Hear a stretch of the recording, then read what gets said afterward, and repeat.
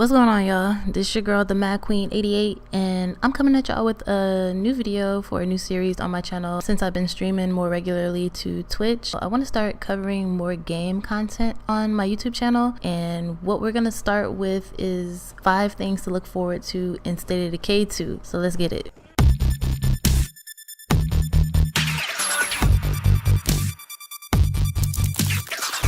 Number 1, revamped base building.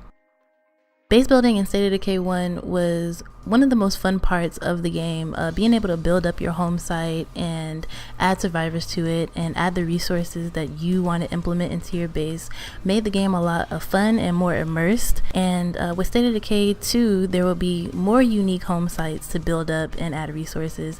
There will be more customizable base upgrades, and also they'll be more sophisticated because they'll be adding resources like power and gasoline. So I'm assuming they're going to be using those two to where you'll need to add some sort of generator in order to bring power to your base. I definitely see myself putting hours and hours into this feature of the game, just like I did in the first one. Number 2, survivor uniqueness and simulated behavior. In State of Decay 1, they did a good job of bringing in unique survivors, especially with the first original characters, Maya, Ed, and Marcus, who had special perks that made them have a better ability to survive in the apocalypse. In State of Decay 2, there will be more character traits, over 1,000 survivor characteristics, and each character has a balance of good and bad traits that affect their abilities in the world and affect livability at your base. Any survivor can display simulated behavior based on external events and your actions on behalf of the group. For example, a survivor can have a breakdown and freak out and run off with all your supplies and shit in the night because the base morale was low or they didn't like a choice that you made with the group. Number 3, blood plague zombies.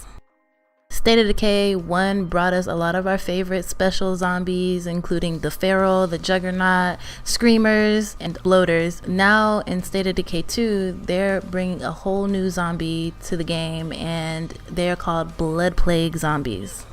These zombies carry the blood plague infection that, if contracted by any of your survivors, it will eventually kill them and turn them into a blood plague zombie themselves. If this happens inside your base, this is putting your entire base and your survivors at risk. This is a huge monkey wrench in the game. They did try to use something similar in State of Decay 1. It was called the Black Fever, where if a survivor got it, they would eventually die. They're kind of picking up that idea and expanding on it and making it more deadly and more dangerous to your game. There is a cure for the blood plague, and you can elect to either go out searching for this cure if one of your survivors gets hit with it, or you can choose to exile them or execute them. That's some dark shit. Number 4, a larger world. In State of Decay 2, there will be 3 maps, each the size of the first game map, so you'll get a larger environment to explore. We can expect different environments, different landmarks, locations, and more unique home sites for you to make your base. It took a long time for me to scavenge and explore the original map in State of Decay 1, so I can only imagine the time that's going to be put in if there are 3 maps of that same size. So it's going to be a lot of fun just being able to explore these different maps and get a fresh start each time you go to a different map or a different location. Number 5, multiplayer. It's finally here.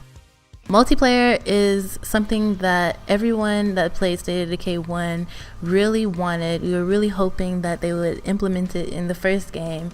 So now we're being rewarded with multiplayer being added to State of Decay 2. Information about State of Decay 2's multiplayer has stayed pretty consistent. I've watched a lot of different interviews with Jeff Strain at Undead Labs, and he's pretty much said the same exact thing about multiplayer in every interview. And basically it's going to be easy multiplayer co-op drop-in. You can play in your world with friends, or it's easy to drop into your friend's world to help each other out.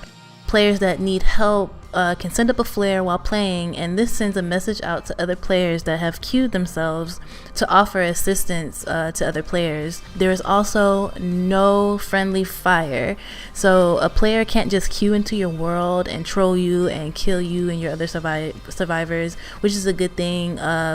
Jeff Strain and the other people at Undead Labs have really been consistent in saying that they want this to be a survivors versus zombies and the apocalypse, not PvP.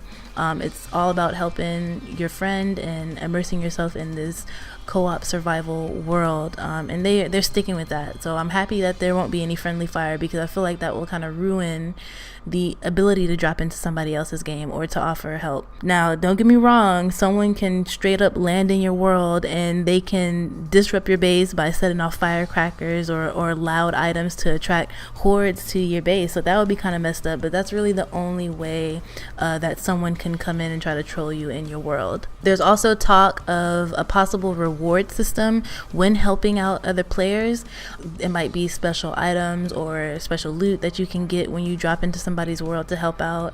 They're not really giving a lot of information on that, so right now it's up in the air and no one really knows what will be added with a reward system when you help. So my question in closing of this video: what would y'all like to see as a reward for helping another player in their world in State of Decay 2?